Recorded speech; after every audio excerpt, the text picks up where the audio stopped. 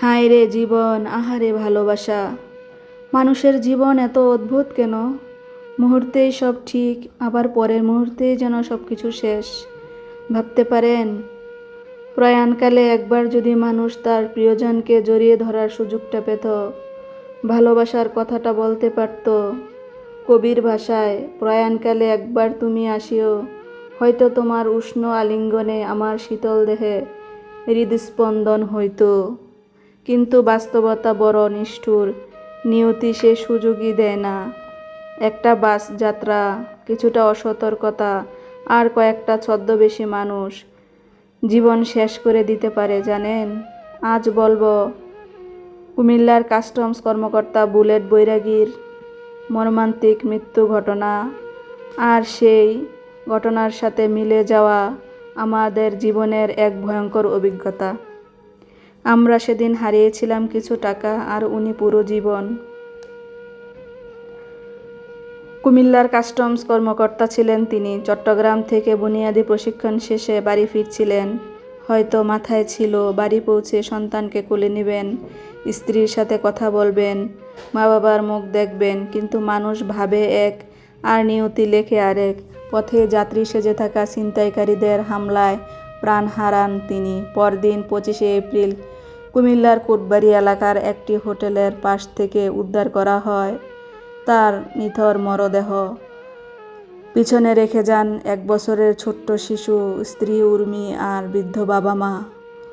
ওরা শুধু একজন মানুষকে হত্যা করেনি, ওরা একটা শিশুর সুন্দর ভবিষ্যৎ কেড়ে নিয়েছে, একজন স্ত্রীর পুরো পৃথিবী ভেঙে দিয়েছে, আর একটা পরিবারের সকল আলো নিভিয়ে দিয়েছে।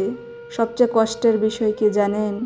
হয়তো বাসে ওঠার সময় উনি বুঝতেই পারেননি এটাই তার জীবনের শেষ যাত্রা। এই ঘটনাটা শোনার পর থেকেই আমার জীবনের একটা রাত মনে পড়ে যাচ্ছে বারবার।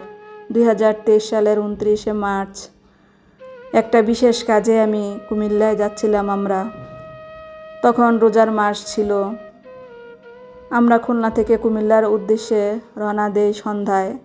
রাত 2টার দিকে ঢাকা পৌঁছাই। তারপর ভোরের দিকে ঢাকা থেকে কুমিল্লার একটা বাসে উঠি। বাসটাও ছিল বেশ নামকরা, আর এতে মোটামুটি যাত্রী ছিল, তাই ভয় লাগেনি। সাহস করে গাড়িতে উঠে পড়লাম।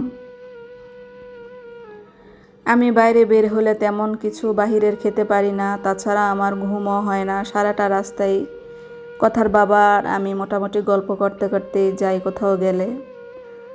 তো আমি যেহেতু বাইরে কিছু খাই না, সেজন্য কথার বাবাও বাইরে থেকে কিছু খেতে চায় না সেহরির জন্য বাসা থেকে। সেজন্য আমি কিছু খেজুর আর ফল কেটে নিয়ে গিয়েছিলাম। কথার বাবা ওখান থেকে একটু খেয়েছিল, আমি কিছুই খাইনি। কুমিল্লার রাস্তায় ঢোকার পর হঠাৎ এক জায়গায় ফজরের আজান হলো। কথার বাবা তখন বলল যে নামাজটা পড়ে আসি, তুমি বসো। তিনি বাস থেকে নেমে গেলেন। ঠিক তখনই আমাদের পিছনে বসা ছিল 2টা ছেলে। তাদের দিকে আমার চোখ গেল। মনে হলো কন্ট্রাক্টর তাদের সাথে ফিসফিস করে যেন কিছু বলছে, সমালোচনা করছে, আলোচনা করছে, এরকম টাইপের। আমি বিষয়টা ততটা গুরুত্ব দেইনি, কিন্তু সেখান থেকেই শুরু হয়েছিল অন্য কিছু। এরপর থেকেই আমার শরীরটা যেন কেমন লাগছিল, মাথা ঘুরাচ্ছিল, চোখ ঝাপসা, গাড় ব্যথা, অদ্ভুত দুর্বলতা লাগছিল, কিন্তু কিছুই বুঝতে পারিনি।